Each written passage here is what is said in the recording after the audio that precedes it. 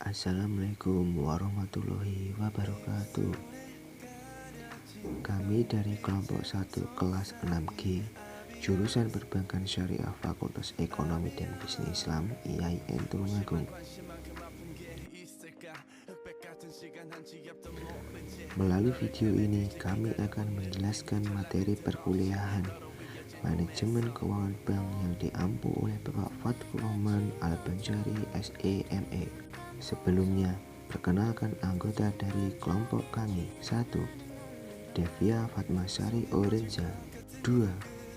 Mar'a Aulia Aslisa. 3.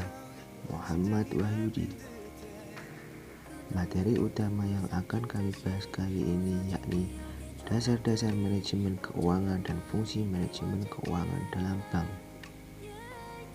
Dengan subbab meliputi: pertama, pengertian manajemen keuangan.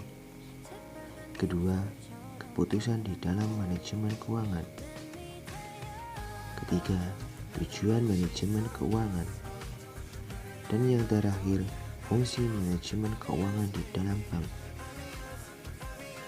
Untuk materi PPT, pembahasan telah kami sediakan di kolom deskriptif. Semoga video ini bermanfaat menambah wawasan kita tentang manajemen keuangan bank. Selamat belajar dan selamat menikmati video kelompok kami. Assalamualaikum warahmatullahi wabarakatuh. Perkenalkan, saya Devia Fatmasari Orenza, NIM 12401183251. Di sini saya akan menjelaskan materi tentang pengertian manajemen keuangan. Dalam sebuah perusahaan, bidang keuangan dianggap menjadi bidang yang paling penting. Bidang ini bertugas untuk mengatur dan merencanakan berbagai kegiatan yang berkaitan dengan keuangan perusahaan. Maka dari itu, bidang keuangan perusahaan harus dapat menerapkan manajemen keuangannya dengan baik.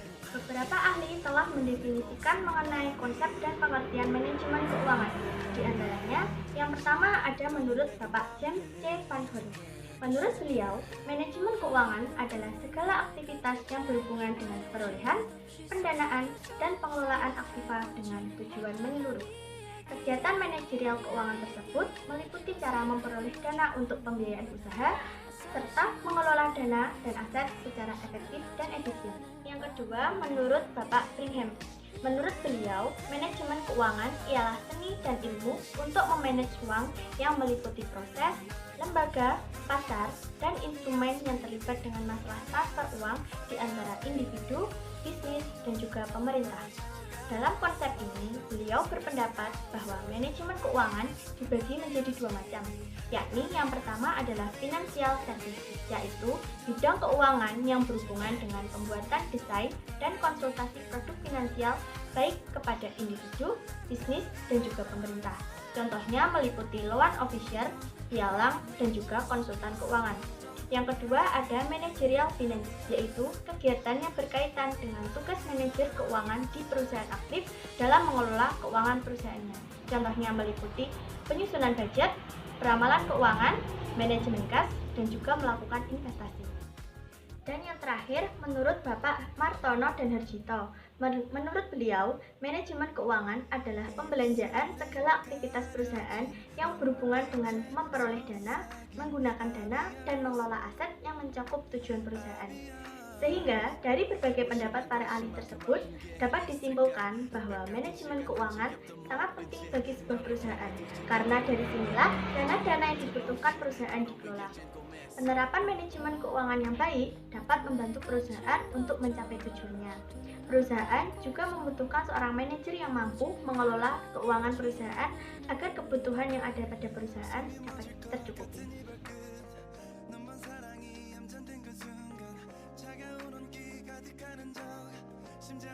Materi selanjutnya, saya akan membahas mengenai keputusan-keputusan yang ada di dalam manajemen keuangan.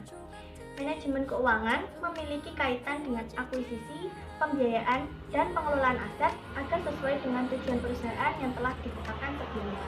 Maka dari itu, di dalam manajemen keuangan terdapat 3 keputusan penting, yakni yang pertama adalah keputusan investasi. Keputusan investasi adalah bagaimana seorang manajer keuangan harus mengalokasikan mengalokasikan dana ke dalam bentuk-bentuk investasi yang akan dapat mendatangkan keuntungan di masa yang akan datang. Keputusan ini berkaitan dengan pengelolaan perusahaan, seperti halnya mengenai jumlah aktiva yang dimiliki dan penempatan komposisi masing-masing aktiva di dalam perusahaan. Kemudian ada keputusan pendanaan. Keputusan pendanaan adalah keputusan yang berkaitan dengan penetapan sumber dana yang diperlukan dan penetapan perimbangan pembelanjaan yang terbaik. Keputusan ini berkaitan dengan jumlah dana yang disediakan perusahaan, baik yang bersifat utang ataupun modal sendiri. Dan yang terakhir ada keputusan dividen. Keputusan dividen adalah keputusan manajer keuangan dalam menentukan besarnya proporsi laba yang akan diberikan kepada para pemegang saham dan proporsi dana yang akan disimpan di perusahaan sebagai laba ditahan untuk perusahaan itu sendiri. Assalamualaikum warahmatullahi wabarakatuh. Saya akan melanjutkan pembahasan tentang tujuan manajemen keuangan. Tujuan manajemen keuangan itu adalah untuk memaksimalkan nilai perusahaan dan memaksimalkan laba perusahaan. Tujuan manajemen keuangan harus selaras dengan tujuan perusahaan. Kemudian, manajemen keuangan ini erat kaitannya dengan pengadaan, alokasi, dan pengumpulan sumber daya keuangan yang ada di suatu perusahaan.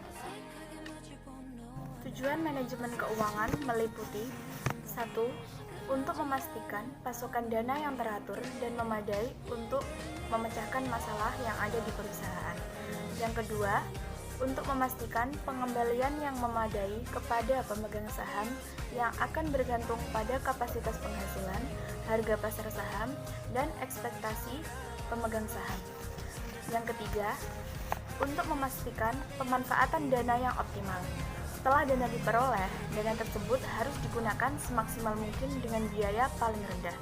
Yang keempat, untuk memastikan keamanan investasi, yaitu dana harus diinvestasikan dalam usaha yang aman, sehingga tingkat pengembalian yang memadai dapat dicapai. Yang kelima, atau yang terakhir, untuk merencanakan struktur modal yang sehat dan harus ada komposisi modal yang sehat, serta adil, sehingga keseimbangan antara hutang dan modal ekuitas dapat terjaga. Untuk mencapai tujuan-tujuan tersebut, maka manajemen keuangan menggunakan dua pendekatan. Yang pertama adalah profit risk approach. Manajer keuangan tidak hanya sekedar mengejar maksimalisasi profit, tetapi juga harus mempertimbangkan resiko yang akan dihadapi. Manajer keuangan juga harus terus melakukan pengawasan dan pengendalian terhadap seluruh aktivitas yang dijalankan. Seorang manajer dalam menjalankan aktivitasnya harus menggunakan prinsip kehati-hatian. Approach risk terdiri dari memaksimalkan profit, minimal risk, maintain control, dan achieve flexibility. Pendekatan yang kedua adalah liquidity and profitability. Kegiatan manajer keuangan mengelola likuiditas dan profitabilitas perusahaan. Dalam hal likuiditas, manajer keuangan harus sanggup untuk menyediakan dana untuk membayar kewajiban yang sudah jatuh tempo secara tepat waktu. Manajer juga dituntut untuk mampu memanage keuangan perusahaan, sehingga dapat meningkatkan laba. Manajer keuangan juga dituntut untuk mampu mengelola dana yang dimiliki, termasuk pencairan dana, serta mampu mengelola aset perusahaan agar terus berkembang. Assalamualaikum warahmatullahi wabarakatuh. Perkenalkan, nama saya Muhammad Walidi dari PS 6G, NIM 1240118276. Di sini saya akan menjelaskan tentang fungsi manajemen keuangan dalam bank. Ada 5 fungsi manajemen keuangan yang perlu diketahui, yaitu meliputi pertama, planning. Planning adalah perencanaan dari mulai arus kas hingga laba rugi dalam bank. Merencanakan keuangan dalam sebuah bank sangatlah penting. Perencanaan keuangan meliputi mengatur uang kas, menghitung laba rugi, dan merencanakan arus kas. Yang kedua adalah budgeting. Budgeting merupakan kegiatan mengalokasikan dana untuk semua keperluan bank. Alokasi ini harus dilakukan seminimal mungkin dan memaksimalkan anggaran yang ada. Fungsi ini meliputi perencanaan hingga pengalokasian anggaran biaya agar efisien dan efektif. Yang ketiga, controlling. Controlling adalah melakukan pengontrolan atau evaluasi terhadap keuangan yang sedang berjalan. Evaluasi dilakukan untuk memperbaiki sistem keuangan perusahaan agar perusahaan dapat bertahan. Dalam manajemen keuangan, pengawasan juga perlu dilakukan demi evaluasi dan perbaikan di masa yang akan datang. Yang keempat, auditing. Auditing adalah proses pemeriksaan keuangan bank sesuai kaidah akuntansi dan menghindari terjadinya penyelewengan dan penyimpangan dana bank. Audit internal harus dilakukan agar sesuai dengan standar akuntansi dan tidak terjadinya penyimpangan. Yang terakhir atau yang kelima yaitu reporting. Reporting adalah melaporkan keuangan. Melaporkan keuangan bank harus dilaksanakan secara terbuka dan transparan di semua bank. Laporan mengenai kondisi keuangan serta analisa rasionya. Laporan ini berguna untuk memberikan informasi keadaan keuangan bank.